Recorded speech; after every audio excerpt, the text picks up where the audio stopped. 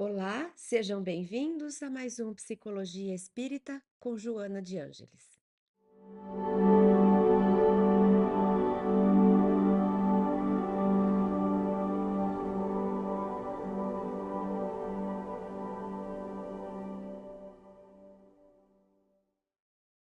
Hoje nosso tema é muito querido por nós, fazendo uma brincadeira, uma ironia. Nós vamos falar sobre o capítulo 18, Jesus e Sofrimentos.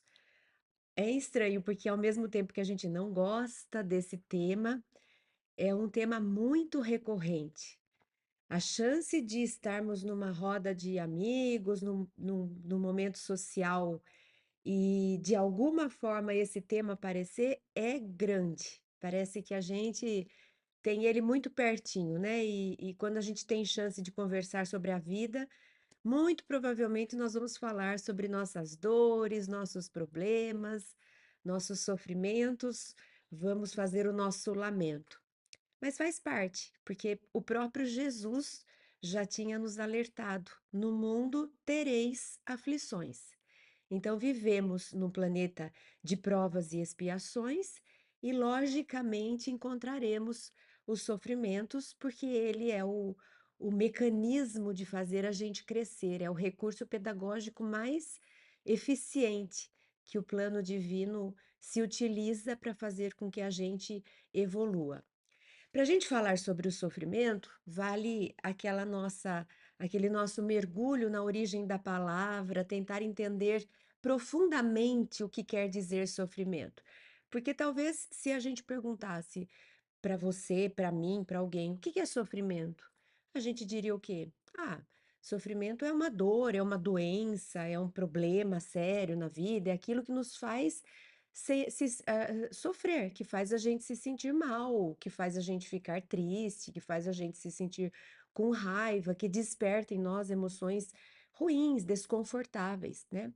Mas pesquisando mais sobre o porquê a humanidade um dia precisou criar esse conceito, o que que a humanidade queria dizer quando criou esse conceito do sofrer, e isso é sempre muito rico, porque a gente sabe que a linguagem vai sofrendo adaptações e muitos conceitos acabam se tornando superficiais, como a gente já falou antes. Por exemplo, quando a gente hoje diz eu amo sorvete, né? É um jeito da gente dizer que gosta do sorvete mais do que gosta de outros alimentos. Mas aí a gente utiliza o mesmo conceito, a mesma ideia de explicar que a gente sente pelo sorvete o que sente por um filho, pelo marido, pelo pai, pela mãe. Porque a gente utiliza essa linguagem, a gente vai adaptando. Mas lá atrás, se a gente pesquisar a palavra amor, ela tinha várias expressões, tinha várias formas de você explicar que você sentia algo positivo por alguma coisa ou por alguém. Nós hoje fomos simplificando, simplificando, simplificando, que a gente acaba até restringindo esse conceito. Por isso que é bom resgatar, porque lá atrás esse conceito acaba nos dando uma ideia mais profunda sobre aquilo que ele queria dizer. Então, nós podemos ir, por exemplo, para o latim, e existe uma ideia que o sofrimento pode ter vindo desse conceito, desse verbete do latim, sulfere. Sulfere. O que que é sulfere? Aliás, não é sul, é sulfere, porque sul é sobre, né? Sul que é abaixo. Então, sulfere é sob ferros. Então, lá atrás, há milhares de anos atrás, alguém disse: essas pessoas ou aquela pessoa está sob ferros, sufere. É um termo que eles usavam, esses antigos romanos, para se referir aos escravos, aos acorrentados, aqueles que estavam presos, estavam carregando ferros. Imagina aqueles objetos quase que de tortura que se colocava para a pessoa não se movimentar, não escapar, eram prisioneiros, eram escravos. Então, o sofrimento tem relação também, porque ele deriva de várias possibilidades, mas tem relação também com essa expressão que os antigos romanos usavam para se referir aos escravos, aqueles que estavam acorrentados, os prisioneiros, estavam sob ferros, sufere. Aí sufere veio para o sofrimento. Essa é uma possibilidade. Então a gente já vai imaginando, óbvio, quem que gostaria hoje de estar sob ferros, acorrentado, prisioneiro, escravo? Então, não é à toa que a gente tem no nosso inconsciente coletivo uma ideia ruim do sofrimento, negativa. Por isso que todos nós queremos, o tanto possível, se livrar dos sofrimentos, porque ninguém quer ser prisioneiro escravo, ninguém quer carregar ferros, ninguém quer estar acorrentado. Então, por isso essa visão negativa, pessimista do sofrimento. Mas se nós formos estudar o livro Plenitude, que talvez seja um bom candidato para uma temporada futura, quando nós estudamos aqui em nosso grupo de estudo, nos primeiros encontros, porque o livro que Joana, que é muito inteligente, chama de Plenitude, ele vai falar sobre sofrimento. Mas se ela tivesse colocado lá sofrimento, quem ia querer pegar esse livro, né? Muitas vezes a gente ia querer escapar dele. Aí ela coloca plenitude. E aí você vai achando a plenitude, o caminho para achar a plenitude é entender, enfrentar e aproveitar o sofrimento. É o livro inteiro falando sobre o sofrimento. Os primeiros encontros foram pesados e a gente, nossa, o que que a gente foi fazer? Onde a gente foi se meter? Meu Deus do céu, ficaram um ano inteiro falando sobre sofrimento. E os últimos encontros foram emocionantes. A gente tem esse grupo de estudo há mais de 20 anos, ou há quase 20 anos, já estudamos a obra inteira. Esse foi o que nos causou mais emoção para terminar. Tocou em lugares da nossa alma muito especiais e nós agradecemos. No último encontro, nós agradecemos por cada sofrimento da nossa vida, porque Joana nos ajuda a ressignificar, a entender, não é nem ressignificar, é encontrar o verdadeiro significado do sofrimento. Nós entendemos o sofrimento de um ponto de vista que nós fizemos as pazes com ele, nós entendemos a sua finalidade e a gente brincava que a gente, a partir de então, ia querer sofrer. Manda Deus mais sofrimento, justamente porque a gente entendeu a finalidade dele. E a finalidade desse sofrimento, segundo a ótica divina, não tem nada a ver com nos escravizar, nos acorrentar e nos aprisionar. Então, fica esse convite para que a gente visite, estude a obra Plenitude de Joana de Ângeles. Se a gente tem alguma questão com o sofrimento que queira resolver, entender, se aprofundar. Se for do interesse, busquem Plenitude de Joana de Ângeles. Ela vai nos dar o verdadeiro sentido do conceito de sofrimento. Então, nós não gostamos do sofrimento justamente porque temos sim um caldo cultural em que ele aparece como punição, ele aparece como castigo, ele aparece como tortura, ele aparece para quem não é do bem. É pesado quando a gente fala de sofrimento. E vem por conta disso que a gente enxergou ao longo da história da humanidade, mas é óbvio. Porque vamos pensar há 2.000 anos atrás, há 1.500 anos atrás, ou há 3.000 anos atrás, com a compreensão que a humanidade tinha, ou com a compreensão que a humanidade não tinha, é óbvio que a gente ia enxergar o sofrimento como castigo, punição dos deuses e tudo mais.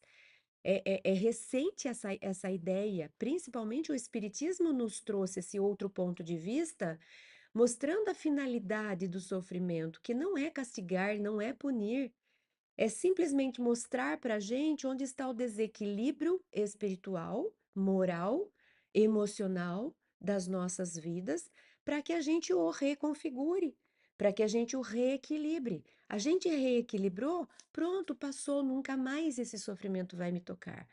Ele é simplesmente uma forma concreta e simbólica de mostrar para mim onde que estão as minhas questões, os meus conflitos, onde é que eu preciso mexer na minha vida, em quais temas.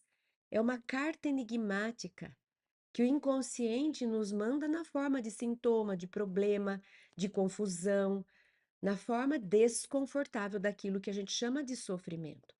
Mas a gente tem essa visão do passado que sofrer era castigo, era ser escravo, por isso que a gente entende esse sofrimento ainda de um jeito tão ruim.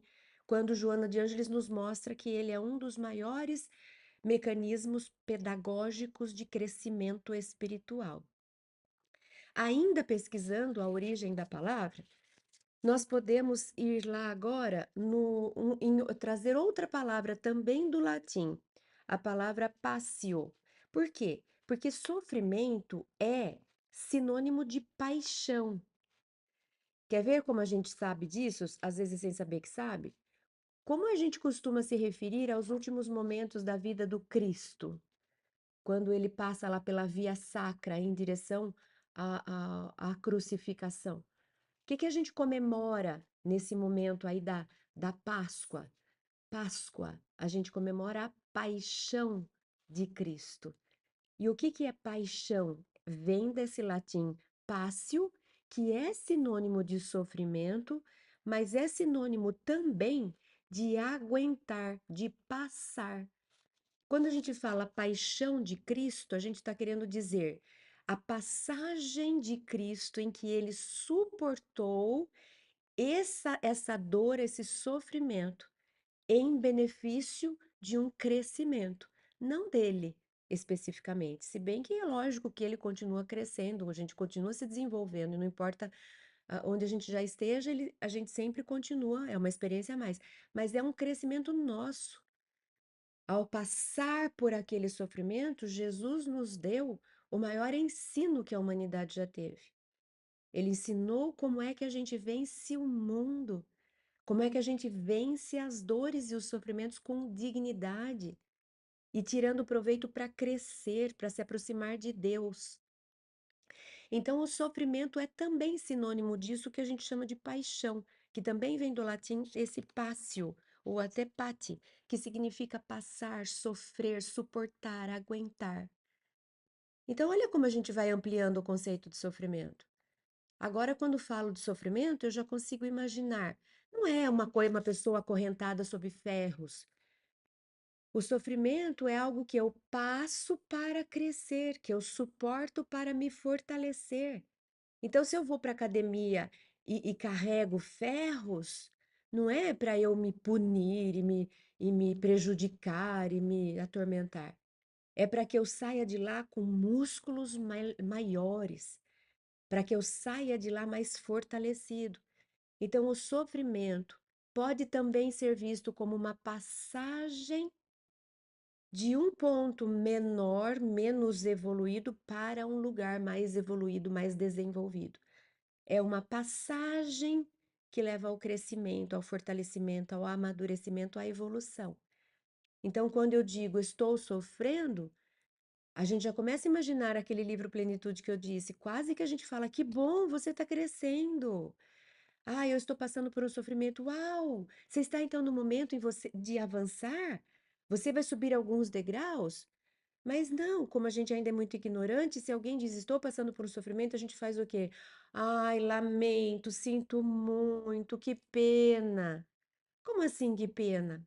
Por isso que o Evangelho tem aquele trecho lindo, não vou me lembrar de cabeça a referência, mas quando o Espírito descreve os pensamentos de uma jovem que está observando do ponto de vista de uma pessoa pobre, em necessidade, em sofrimento.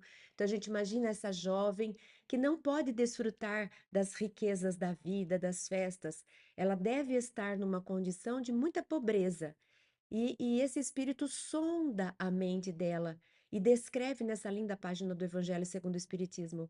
E ele diz: jovem, você que fica aí olhando as mulheres que passam com vestes ricas e cabelos adornados e que vão em direção às festas, você que fica aí lamentando não ser uma delas, sonhando em também fazer parte dessa alta sociedade financeiramente falando, você não tem ideia dos sofrimentos que existem dentro desses seres que você olha e que estão brilhando por fora, mas que carregam sombras difíceis por dentro.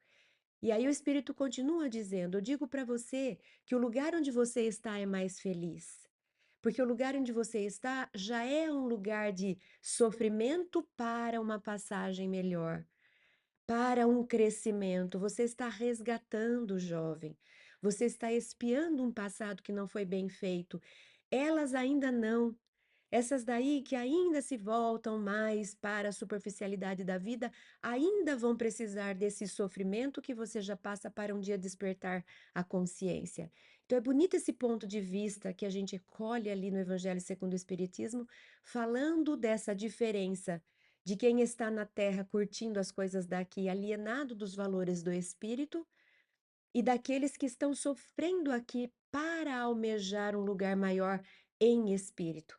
E aí a gente vai perceber que se a gente tivesse mais consciência espiritualmente falando, a gente não fugiria dos sofrimentos. E a gente ficaria com receio quando estivesse simplesmente apenas curtindo a vida. Aí sim a consciência ia dizer: ai, ai, ai, Cris, tá tudo muito bom, tá tudo muito bem. O que que tá acontecendo aí? Né? Será que você não tá aí fugindo dos enfrentamentos, fingindo que não tá acontecendo nada de ruim para não precisar sofrer? A gente vai mudar o ponto de vista. Não quer dizer, a nossa lógica também nos alerta de que nós vamos sair buscando o sofrimento masoquistamente falando. Não adianta fazer isso, e também nossa obra básica nos fala dentro do Espiritismo que essa vida em que eu privo o corpo para ele sofrer não me leva necessariamente ao crescimento.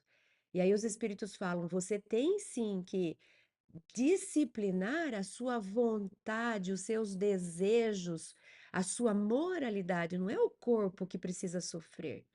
Quem precisa sofrer no sentido de se disciplinar é o espírito para vencer as más tendências, para desenvolver novos hábitos.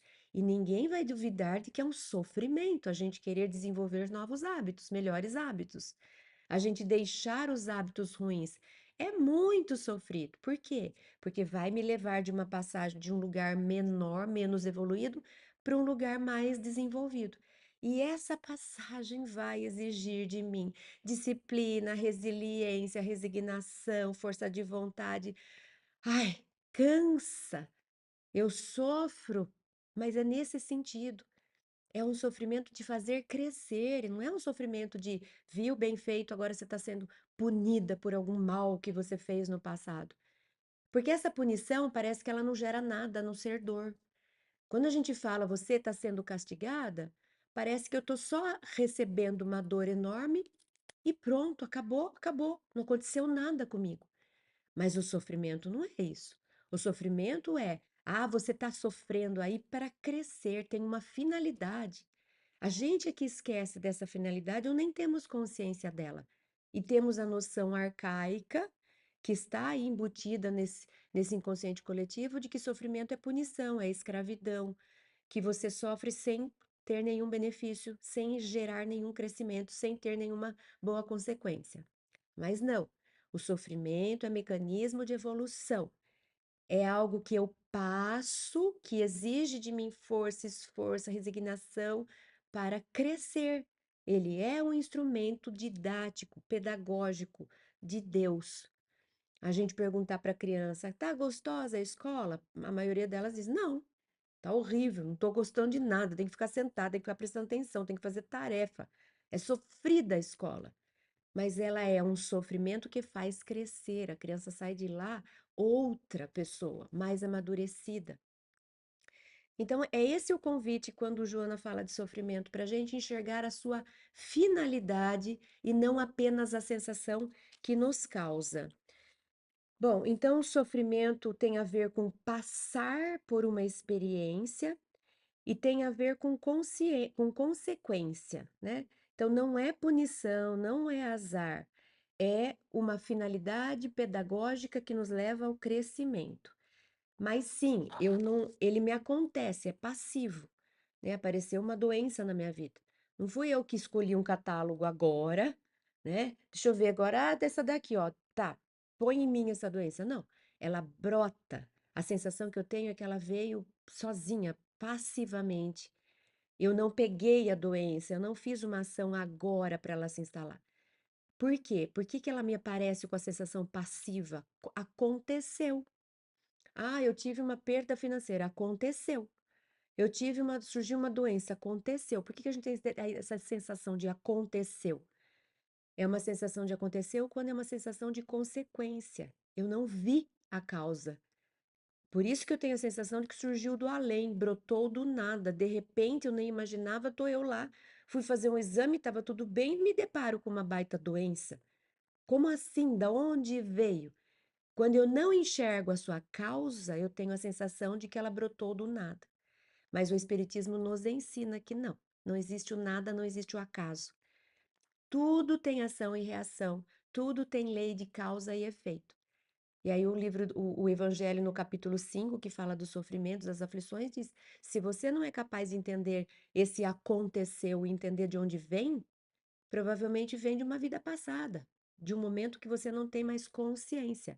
É reflexo, é consequência de atos seus de vidas passadas, que começou a ser plantado lá e deu frutos aqui. Quando o fruto aparece, eu não gosto, eu falo, que isso? Tava tudo bem, de repente surgiu isso, então. Ele estava ainda amadurecendo a minha escolha lá de vida passada e ela surge aqui. Então é uma sensação de ter vindo do além, mas não veio do além. É consequência de uma causa que às vezes a gente não sabe. Bom, vamos então entrar em Joana. Joana, eu trago sempre alguns trechos e deixo sempre esse convite para que vocês estudem o capítulo inteiro, leiam pelo menos, ou antes, para se preparar para cá e poder aproveitar mais as reflexões, porque já teve uma reflexão prévia, ou depois dessa aula para amadurecer ainda mais as reflexões, para solidificar um pouco mais esse entendimento. Então, eu trago alguns trechos, não trago o texto inteiro. Tem esse trecho que logo está lá no começo, quando ela diz: quando procurado pelos portadores de enfermidades, pelos sofredores, Jesus sempre os inquiria se realmente desejavam a saúde ou criam que ele os poderia curar. Então, ela vai destacar esses dois verbos, querer e crer. Era de fundamental importância para o restabelecimento do enfermo a sua segurança íntima sobre esses dois requisitos, querer e crer. Então, Joana começa analisando como era a relação de Jesus com aqueles que foram curados. Como era que Jesus tirava o sofrimento daqueles que o procuravam? Que acontecia? Que mecanismo tinha ali?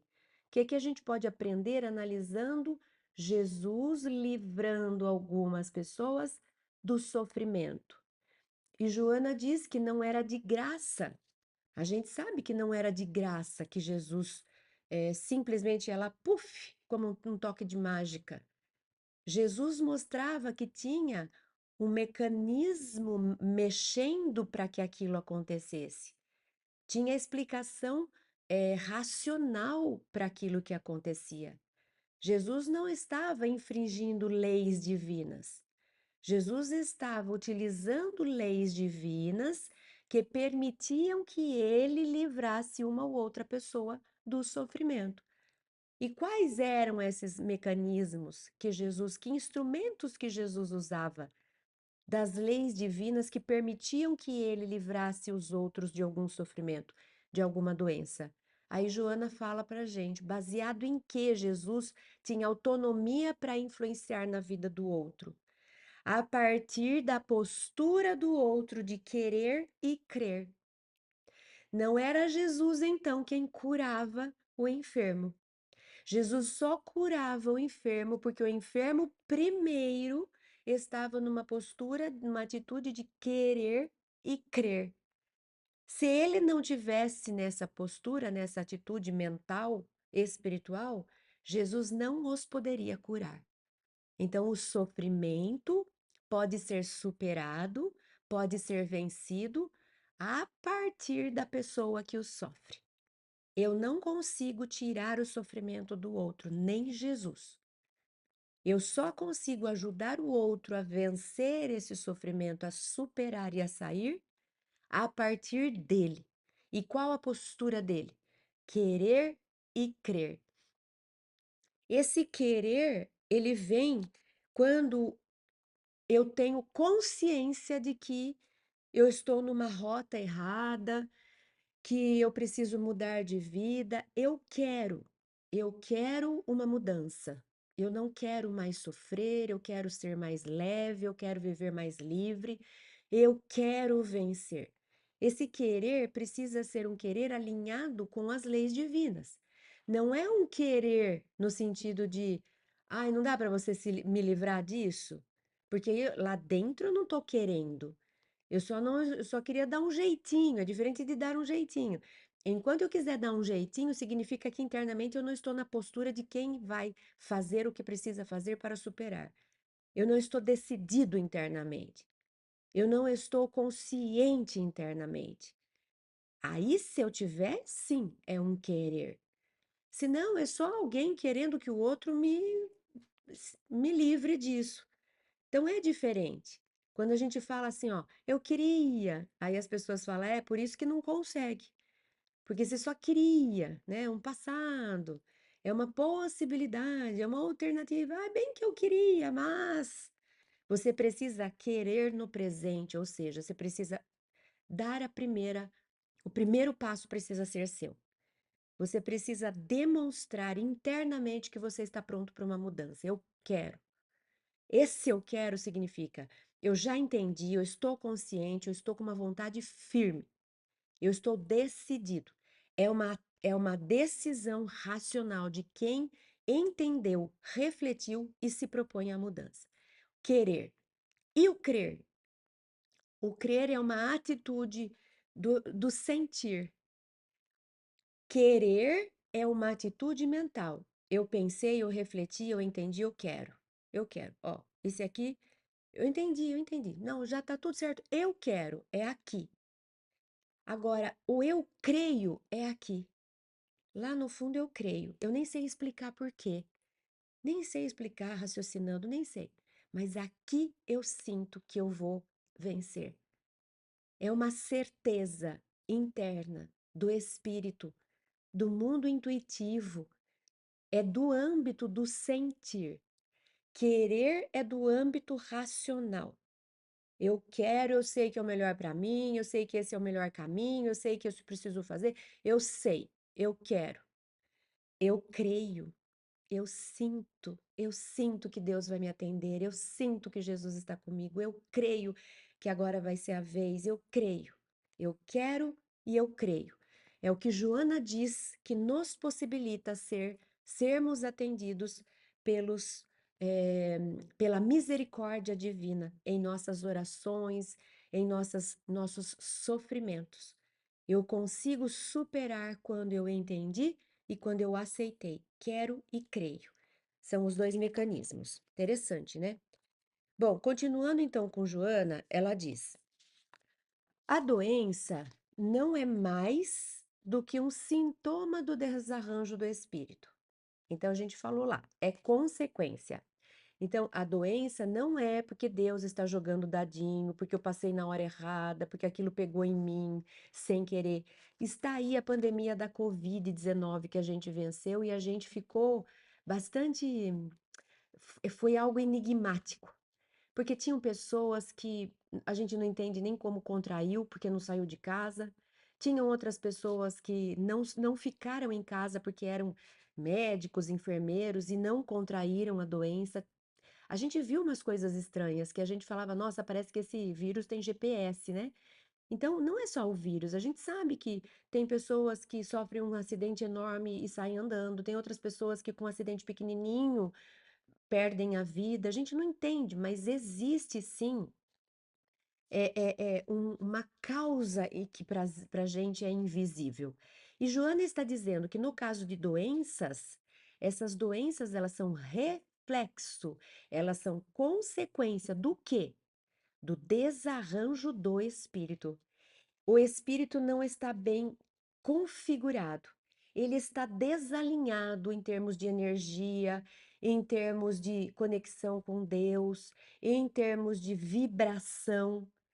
Tem um desarranjo, e esse desarranjo produz um desequilíbrio que vem na forma de um sintoma, por exemplo, de doença, né? Então, a doença não é mais do que um sintoma do desarranjo do espírito, em realidade dela, o portador.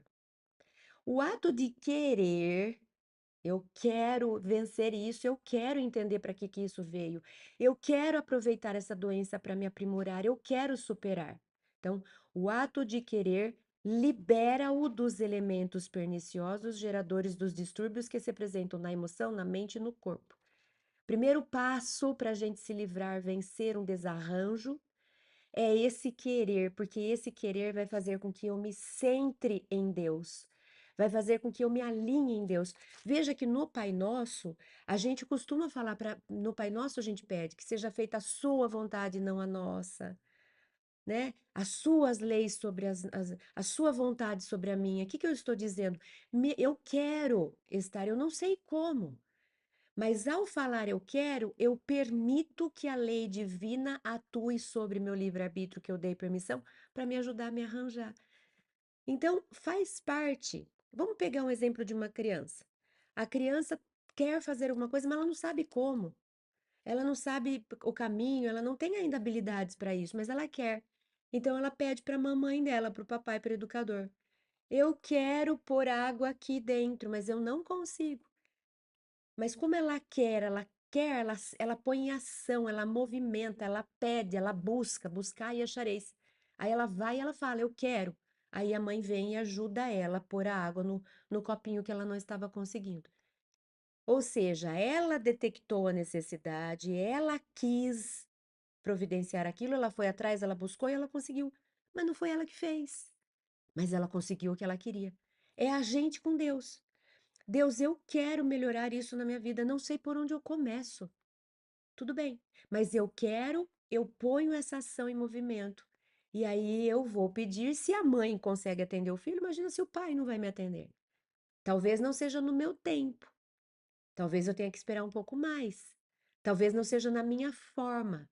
Talvez a mãe venha e ao invés de pôr água direto, ela pega essa jarra, põe numa jarra menorzinha que daí eu consigo carregar e fala: "Agora você põe". Ela me ajudou, mas ela não fez o que eu queria, que era pôr direto. Ela passou para um lugarzinho menor para eu poder pôr de um lugar para o outro. O serviço foi meu. Então, Deus também vai providenciar isso, mas talvez não seja no meu tempo, do meu jeito, às vezes eu não enxergo. Porque eu fico esperando a mãe pôr no meu copo, e a minha mãe não põe no meu copo, e a minha mãe não põe no meu copo, eu digo, ela não me atendeu. E eu não prestei atenção que ela não pôs no meu copo, mas ela pôs a água num lugar pequenininho que eu ainda dou conta de segurar. Mas como eu queria que ela pusesse aqui, minha expectativa estava aqui, eu não prestei atenção que ela me deu aquilo que eu precisava, porque ela não me deu na forma como eu queria. Muitas vezes é assim que Deus age. Deus nos atende, mas como não foi do jeito que eu queria, eu não vejo. Tá na minha cara e eu não sou capaz de enxergar, porque ele não fez aquilo que eu queria que ele tivesse feito. Né? Então, o querer faz com que a gente se movimente para transpor, para superar a dificuldade. Querer é decidir-se, abandonando a acomodação parasitária ou o medo de assumir responsabilidades novas perante a vida. Desse modo, arrebentando as cadeias da revolta persistente da autocompaixão das sombras nas quais o indivíduo se oculta.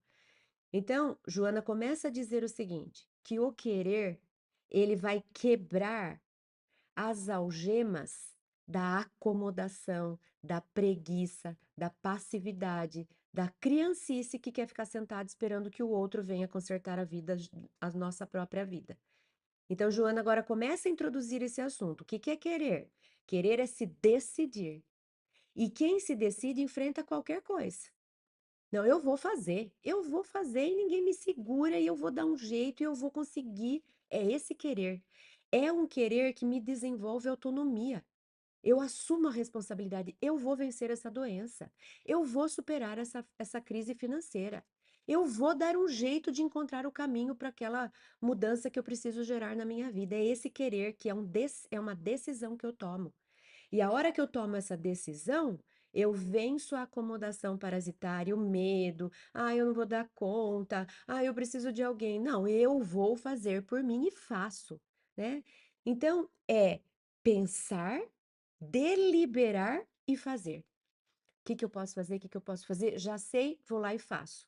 Ou eu analiso, posso por esse caminho, posso por aquele para mim, escolho, vou por esse e faço. É de dentro que eu gero um movimento fora. Eu não fico só, ai, mas eu queria, e se eu fizesse? Ai, talvez eu fosse, mas poderia ir por esse caminho e não saio do lugar. Não. Eu analiso, eu escolho e eu faço. Eu reflito, eu delibero e eu aplico. Eu faço acontecer. É sair da acomodação, é ter autonomia. Ela continua: há uma crença automática, natural, herança arquetípica das gerações passadas, que induz a aceitação dos fatos, das ideias e experiências sem análise racional.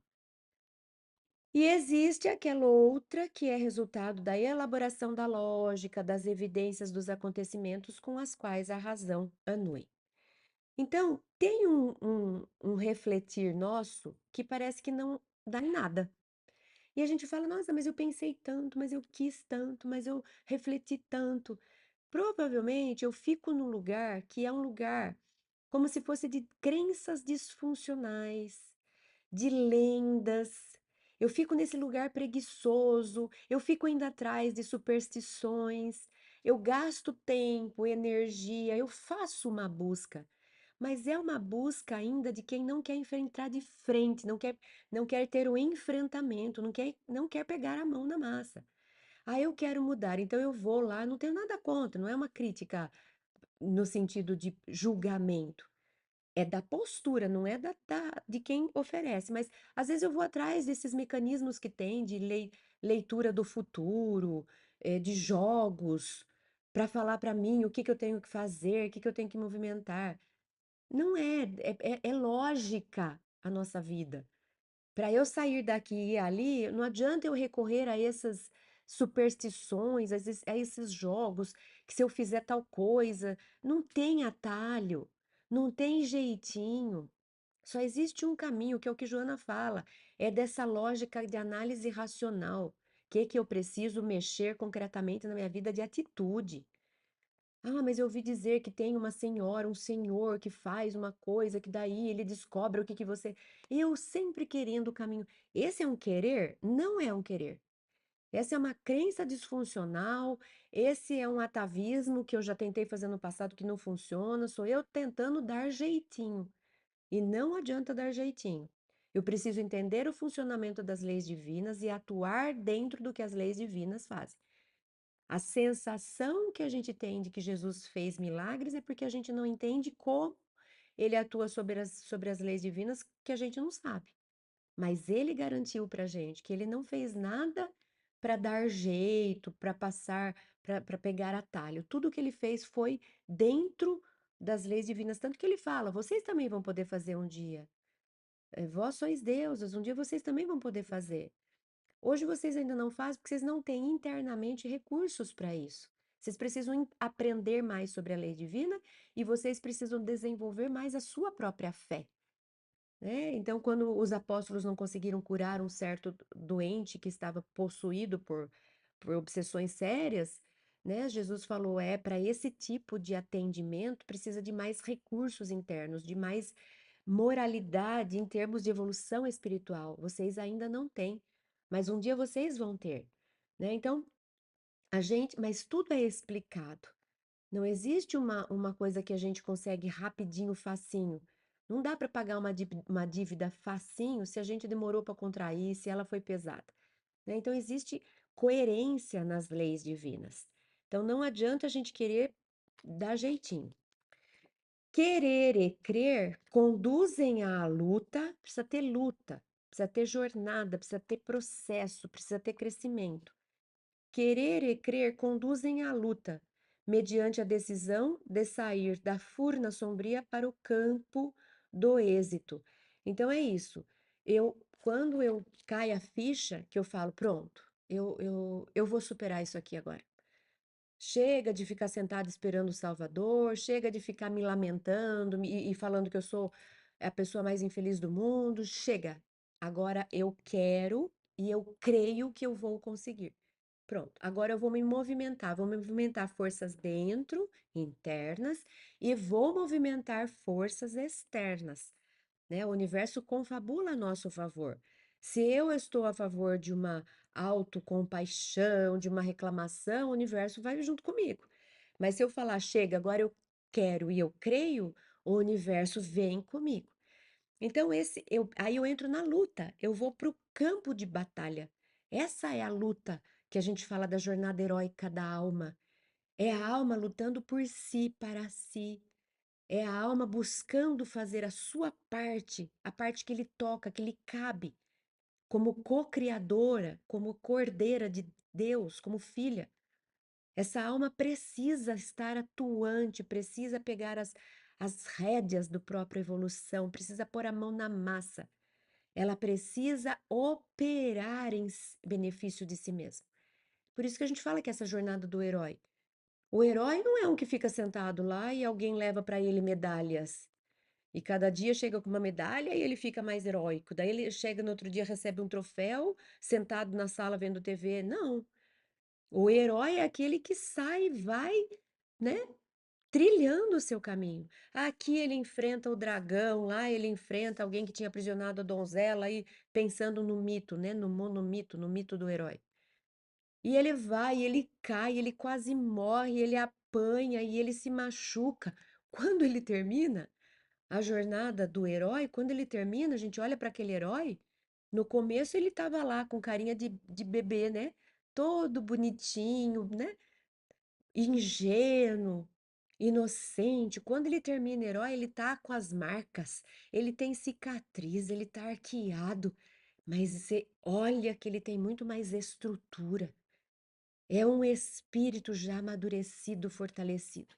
A gente enxerga isso nas pessoas que reencarnam. Às vezes a gente olha alguém e percebe a infantilidade, a imaturidade, independente da idade. Pode ter 40, 50, 60 anos de idade. Aí você percebe que o papo é raso, as reflexões são fúteis, os interesses são materiais.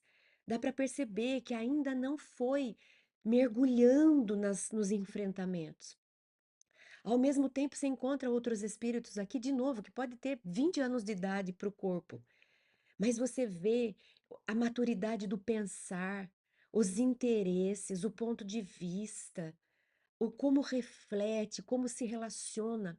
E aí você fala: nossa, que espírito velho que está aí. É um espírito que já deve ter passado por tanta coisa, sofrido tanta coisa, vencido tanta coisa, que hoje ele se interessa por aquilo que realmente tem valor. As coisas daqui não chamam atenção, né? Então, é para isso que o sofrimento vem, para nos arrancar do sofá da sala e pôr a gente no campo para fazermos a jornada heróica e nos tornarmos heróis das nossas próprias vidas.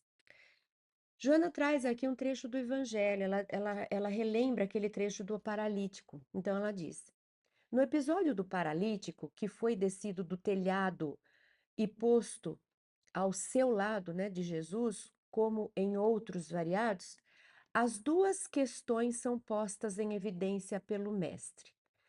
Há a pergunta direta: tu crês que eu te posso curar? Crer. Você sente lá na alma? Tu crês que eu te posso curar?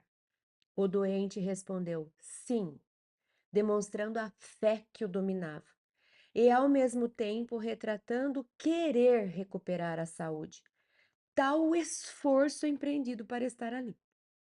Então, se ele tivesse só o crer que tivesse funcionado, ele poderia ficar lá onde ele estava. Eu creio que Deus vai me curar, eu creio que Jesus vai me curar. Fica lá sentado embaixo da árvore onde ele estava. Como que Joana diz que ele tinha também o querer? Porque ele agiu, ele buscou, ele tomou ação. Ou seja, eu creio que ele pode me ajudar e eu quero ser curado.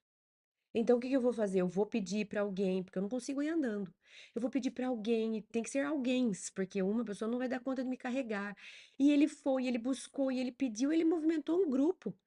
Esse grupo de pessoas pegou ele, colocando-o numa cama, amarrou, conta assim o evangelho, amarrou, pôs cordas nessa prancha onde ele estava deitado, Subiram para o telhado, as casas tinham sempre esse lugar de acesso ao telhado, né, a essa laje, as casas daquele lugar onde Jesus habitava, e então por aquele lugar do teto eles conseguiram descer a cama para o paralítico acessar Jesus, porque ninguém conseguia entrar.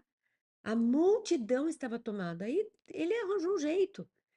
Eu creio que Jesus vai me curar. Posso ficar aqui embaixo da árvore esperando? Ele não ia ser curado. Precisa dos dois instrumentos. Eu creio que Jesus possa me curar. Eu quero ser curado. Eu vou fazer e vou dar o meu jeito. A parte que me cabe eu vou fazer, que é chegar lá e pedir para Jesus. Aí depois Jesus faz o restante, que é a parte dele, que é o que Deus nos oferece. Mas antes eu preciso fazer a minha parte. Eu creio e eu quero. Eu ajo em benefício, eu busco, eu faço a minha parte, eu me movimento, eu vou. É a ação, é crer e querer. E aí, cadê? Aqui. Movimentar amigos e pessoas solidárias. Movimentar amigos e pessoas solidárias, submeter a seu desconforto de ser conduzido, tiver aumentadas as dores e, porque queria, conseguiu. Não deve ter sido fácil. Teve que se humilhar, implorar para as pessoas levarem, teve que pedir. Aí deve ter sofrido. Imagina alguém lá em cima, deve ter sentido dor. Não interessa. Quando eu quero, eu supero. Aí eu lembrei daquela frase: quem tem um para quê, supera e enfrenta qualquer como. Ai, como que eu vou sair dessa vida? Como eu vou superar essa dor? Como eu vou resolver aquele problema? É uma atitude passiva quando eu estou perguntando se como. Quando eu tenho um para quê, eu preciso dar jeito na minha vida porque eu tenho filho para sustentar. Eu preciso resolver esse problema porque eu preciso viver ainda aqui. Quando eu tenho um para quê, que é o sentido de vida do Viktor Frankl, autor da logoterapia, que enfrentou vários campos de concentração porque tinha um para quê sair dali. Ele precisava sair porque ele queria contar para o mundo o que tinha acontecido, porque ele queria ensinar as pessoas a superar as dificuldades, porque ele queria saber cadê a sua família. Ele tinha um para que sair do campo de concentração. Como ele ia sair? Isso é menor. Ah, nós vamos dar um jeito, a gente vai fazer, nós vamos para cá, se não der, a gente vai para lá, a gente inventa, a gente corre, a gente faz, a gente age. Quem tem um para quê supera qualquer como. Não é o como que vai me segurar, não. Ah, eu vou, se não for aqui, vai ser por ali. Se não for desse jeito, vai ser daquele jeito. De alguma forma eu consigo.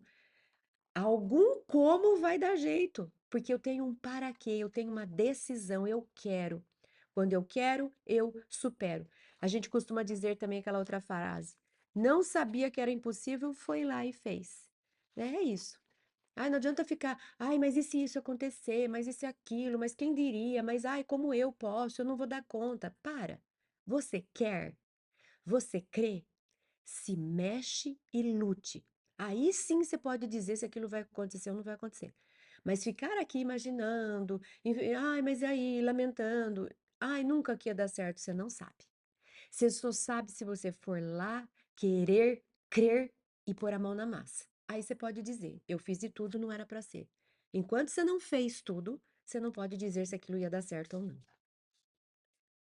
Joana também diz: nas tuas dificuldades e dores, já caminhando para o fim, nas tuas dificuldades e dores, abandona a complacência, né, o coitadismo para com elas e toma a segura decisão de querer ser feliz e crer que o conseguirás.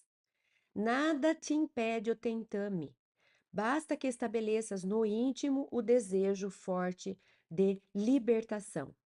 Ademais, apela para Jesus com firmeza, certo de que a tua rogativa não lhe ficará sem resposta. E abre-te ao influxo da força restauradora, não lhe opondo barreiras. Ai, que lindo! A gente termina assim, com Joana nos convidando. Faz o que quer da sua parte fazer, chega de ficar na lamentação, no coitadismo, contando para Deus e o mundo que você sofre, chega. Queira vencer, enfrentar, sofrer para crescer. Queira, acredite nisso. Se movimente e apela para Jesus com firmeza, certo de que a tua rogativa não lhe ficará sem resposta. E abre-te ao influxo da força restauradora, não lhe opondo barreiras. Se entrega, Jesus vem. Opera em mim aquilo que o Senhor operou, em outros irmãos naquele momento em que o Senhor esteve aqui. Eu quero, eu creio.